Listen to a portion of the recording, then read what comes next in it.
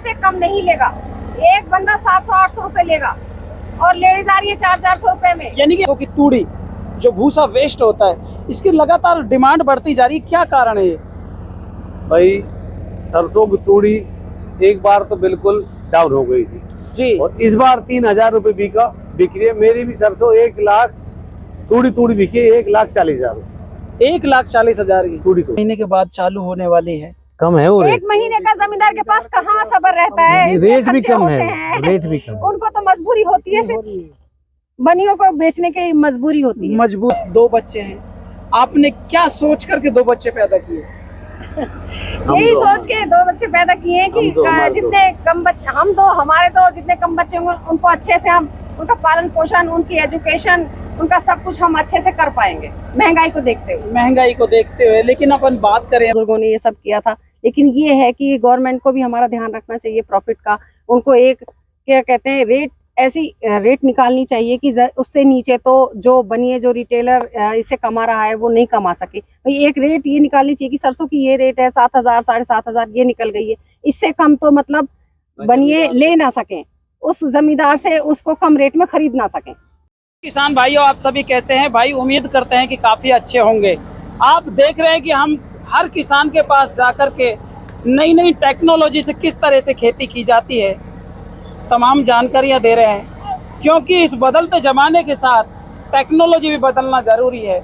लेकिन हम बात करें इस अलवर क्षेत्र की और भरतपुर क्षेत्र की, तो भाई यहाँ की जो मस्टर्ड फार्मिंग है ना, वो एकदम अव्वल नंबर की है और यहाँ से विदेश सप्लाई की जाती है। यहाँ ऑयल जो सरसों का तेल है वो विदेश जाता है। इसका कारण क्या है? लेकिन 2024 को देखते हुए 2025 के अंदर क्या कुछ धमाका होने वाला है, क्योंकि 2024 के अंदर हम देखें हर सब्जी के भाव आसमान छू रहे थे। क्या अब की बार 2025 के अंदर क्या सरसों के भाव भी आसमान छुएंगे या फिर नहीं छुएंगे?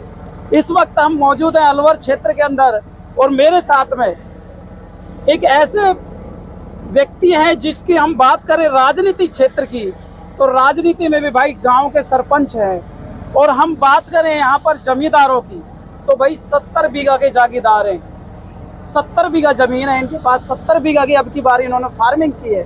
तमाम जानकारी मैं आपको बारीकी से समझाने की कोशिश करूँगा। मैं उन्हीं के खेत पे मौजूद है। इधर की तरफ देखते हैं तो भैया थ्रेसर चल रही है, बड़े आनंद के साथ मजदूर लग रहे हैं, सरसों की निकलवाई चालू हो रही है। और भाई पूरे जंगल के अंदर मेरे हिसाब से 95% फार्मर ऐसे हैं जो सरसों की खेती करते हैं। साहब बहुत बहुत स्वागत है आपका। सबसे पहले अपने दर्शकों को आपका परिचय दे दीजिए। नमस्कार, मैं शेर मोहम्मद, सरपंच ग्राम पंचायत रायब का हूँ। मेरे पास हम 2 भाई हैं। हमारे पास करीब 190 बीघा जमीन के आसपास ज़मीन है, जिसमें 70 बीघा सरसों मैंने बोई है इस बार। अच्छा। और इस बार क्या है कि थोड़ी पैदावार कम है।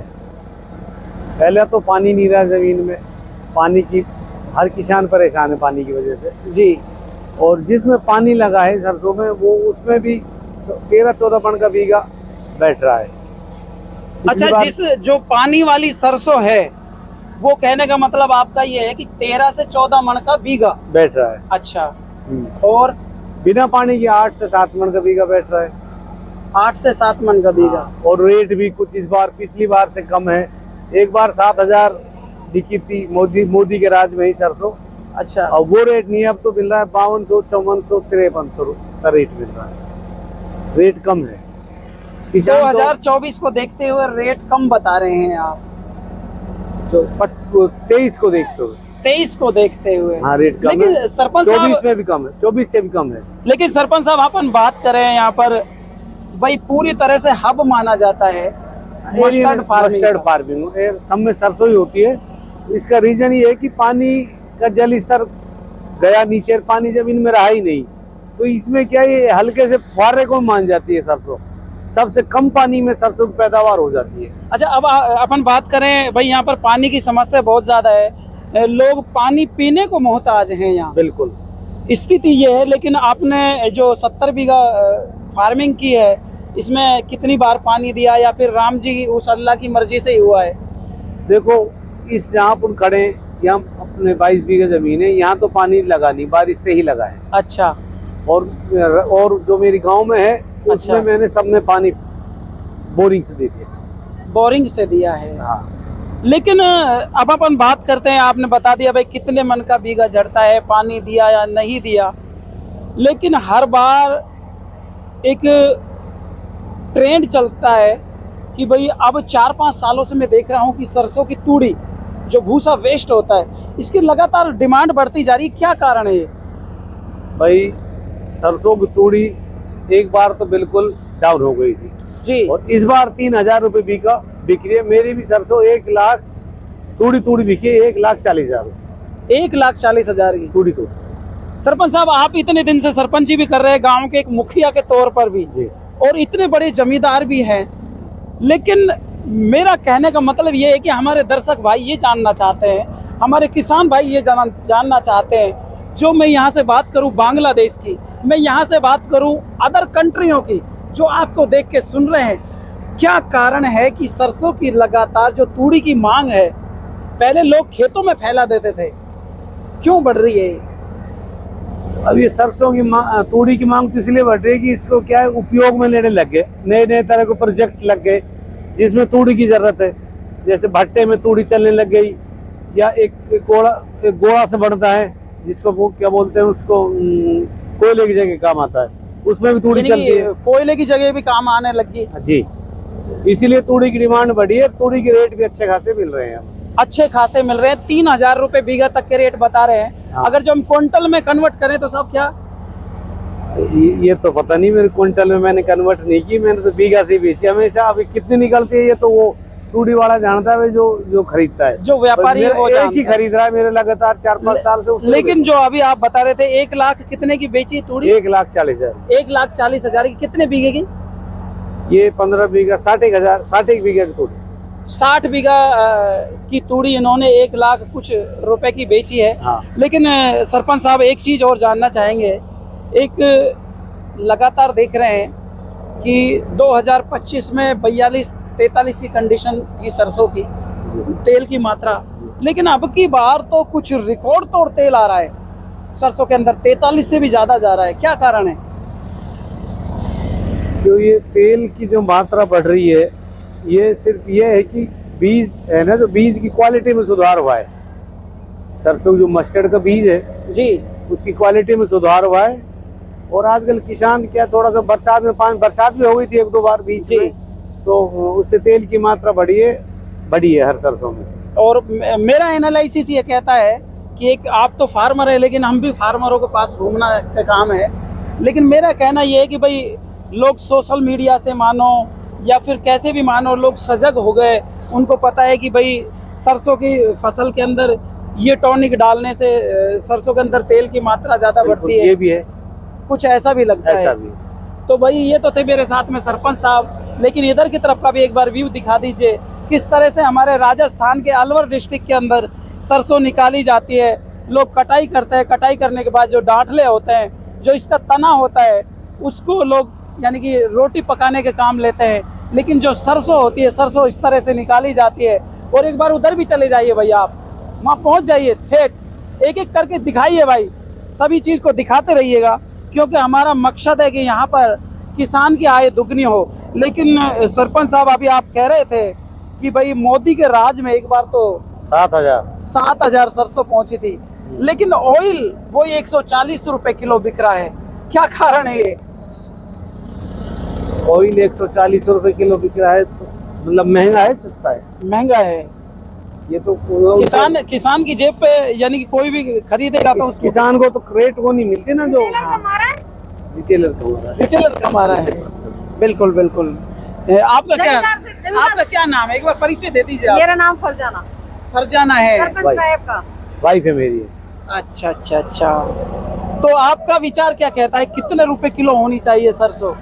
कम से कम 7,500-8 हजार रुपए, कम से कम 7-7.5 तो होनी चाहिए, वरना 8,000 से कम तो जमींदार का पड़ता बिल्कुल बैठता ही नहीं है। खर्चा इतना आता है, लेबर इतनी लग गई, बताओ 50 बीघे में हमारी 1.5-2 लाख की लेबर लग जाएगी। 50 बीघा में 1.5 से 2 लाख रुपए की लेबर लग जाती है।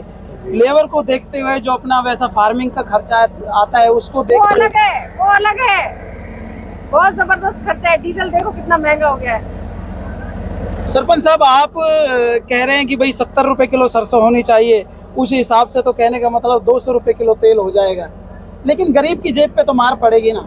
ये कह रहा हूँ, गरीब की जेब पे मार इसलिए नहीं पड़ेगी कि भाई मजदूरी की रेट लगातार बढ़ रही है।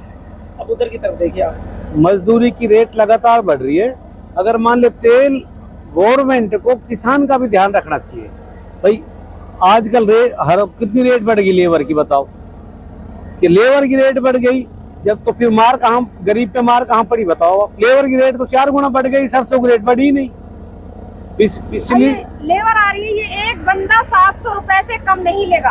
एक बंदा 700-800 रुपए लेगा और लेडीज आ रही है 400-400 रुपए में। यानी कि आपको कहने का मतलब सीधा सीधा फंडा ये है कि अपन देसी भाषा में कह सकते हैं कि लेबर की कॉस्ट बढ़ती जा रही है, हाँ। लेकिन जमींदार की आमदनी घटती जा रही है। घटती जा रही है। पानी वैसे नहीं है, पानी आज भी सब कुछ महंगा है, डीजल महंगा है, लागत बहुत ज्यादा आती है। तो दोस्तों आप देख रहे होंगे हमारे सरपंच साहब के घर से है पूरा जमींदारा, जो 70 बीघा का जमींदारा है ना, ये तो अपने सरपंची के कैरियर में रहते हैं, लेकिन जो पूरा खेती बाड़ी का बिजनेस है ना, वो सरपंच साहिबा संभालती है। लेकिन इनके क्या कुछ विचार कहते हैं, क्या अपने बच्चों को भी आप किसान बनाना चाहेंगी? हम तो देखो पैदाइशी किसान है, इसमें तो कोई शक नहीं है, ना हमें इसमें कोई शर्मिंदगी है कि हम किसान हैं। लेकिन हमारे बच्चे तो खैर पढ़े लिखे हैं, लेकिन वो जैसे अपना खेती बाड़ी का काम करेंगे, हो सकता है वो अपनी पढ़ाई लिखाई के एजुकेशन के हिसाब से उस नई टेक्निक से उस चीज को कर सकें, करने की कोशिश करेंगे या करना चाहते हैं, ये कह सकते हैं हम। लेकिन अपन जहाँ पे भी सर्वे करे, पूरे क्षेत्र का अपन ने सर्वे करते हैं, एक अपन देखते हैं कि भाई किसान का बेटा किसान नहीं हो सकता। क्यों? कारण क्या है? नहीं, ये गलत सोच है, होना चाहिए। ऐसा तो कुछ नहीं है कि किसान का बेटा किसान नहीं हो सकता, इसमें कोई शर्मिंदगी की बात नहीं है। क्योंकि मेरे को गर्व से कहते हैं कि हम किसान हैं। देखो सरपंच साहब, मेरा बेटा पूरा MBA करके आया जामिया से। मैं आपको वो भी ये हमारे साथ लगा हुआ है। मैं आपकी बातों से सबसे सहमत हूँ कि जो आपके विचार है ना, वो सबसे अलग है। लेकिन हम एक मेवात क्षेत्र के अंदर रहते हैं, मेवात क्षेत्र के बासिंदा है, लेकिन लोगों की सोच अलग अलग होती है। लेकिन हम बात कर रहे हैं यहाँ पर एजुकेशन की। आप कह रहे हैं कि भाई हर किसान नहीं चाहता, लेकिन मेरे को ऐसा लगता है कि जो इंडस्ट्री है ना, एग्रीकल्चर इंडस्ट्री, कुछ इसमें प्रॉफिट कम है। इसी वजह से सिर्फ प्रॉफिट नहीं है, मेहनत ज्यादा है, प्रॉफिट कम है। इसी वजह से बच्चों को नहीं लेके आना चाहते। अब बच्चे खुद ही, बच्चों की अब विचार बदल गए। हर इंसान महंगाई को देखते हुए। कितने बच्चे हैं आपके पास? मेरे 2 बच्चे हैं। 2 बच्चे, एक बेटी। एक बेटा है, एक बेटी है। लेकिन मेवात की कंडीशन अपन देख रहे हैं।